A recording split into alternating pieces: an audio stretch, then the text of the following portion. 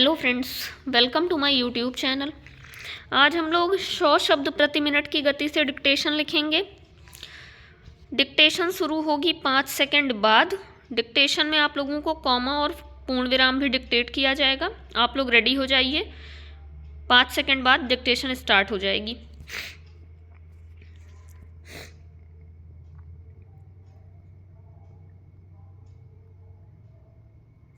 बहनों व भाइयों, ग्राम पंचायतों की तरह पंचायत समितियों व जिला परिषदों के सदस्य मतदाताओं द्वारा सीधे चुने जाएंगे।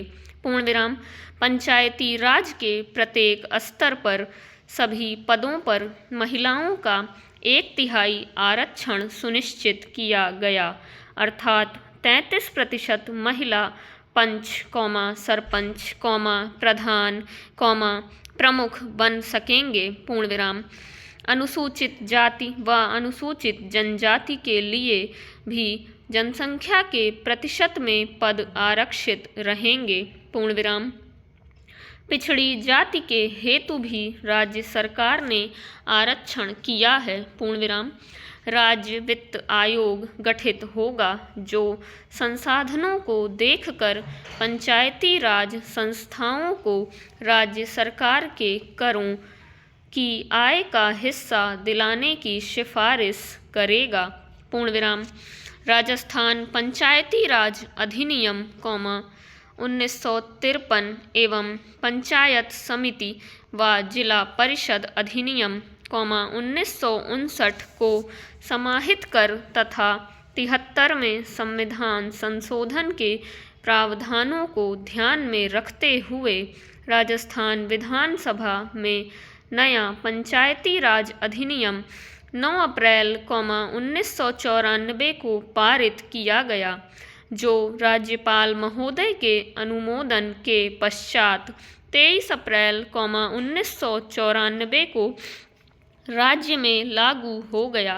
पूर्ण विराम। हमारे देश विशेषकर राजस्थान में पंचायती राज की आवश्यकता क्यों महसूस की गई? पूर्ण विराम।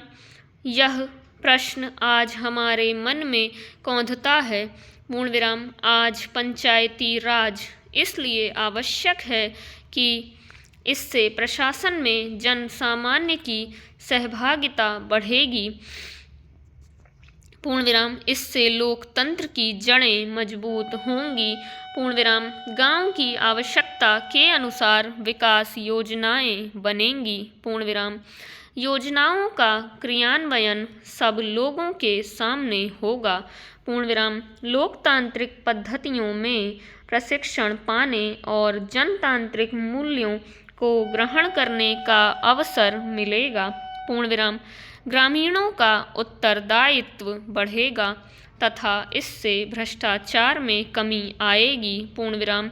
अनुसूचित जाति, अनुसूचित जनजाति व अन्य पिछड़े वर्गों की प्रभावकारी सहभागिता से राजनैतिक, सामाजिक व आर्थिक खाई पटेगी। पूर्ण विराम। विकास संबंधी निर्णयों में महिलाओं की भागीदारी बढ़ेगी तथा सामाजिक कुरीतियां मिटेंगी। पूर्ण विराम। लोगों में सहयोग और अपनत्व की भावना बढ़ेगी। पूर्ण विराम। इससे ग्रामीण जीवन सुंदर और सुखी बनेगा। पूर्ण विराम। गांव की समृद्धि देश को गरिमा व शक्ति देगी और कमजोर वर्गों पर विशेष ध्यान दिया जा सकेगा। पूर्ण विराम। पंचायती राज संस्थाओं में समाज के कमजोर वर्गों का, विशेषकर अनुसूचित जाति, अनुसूचित जनजाति, अन्य पिछड़े वर्गों आदि को उचित मात्रा में प्रतिनिधित्व देने में विशेष ध्यान रखा है। पूर्ण विराम।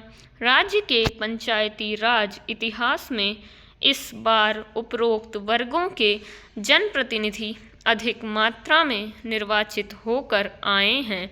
पूर्ण विराम। मैं इन सभी का स्वागत करता हूं और उम्मीद करता हूं कि इससे सभी वर्गों को समान रूप से इन संस्थाओं में भागीदारी मिलेगी, विशेषकर महिलाओं को।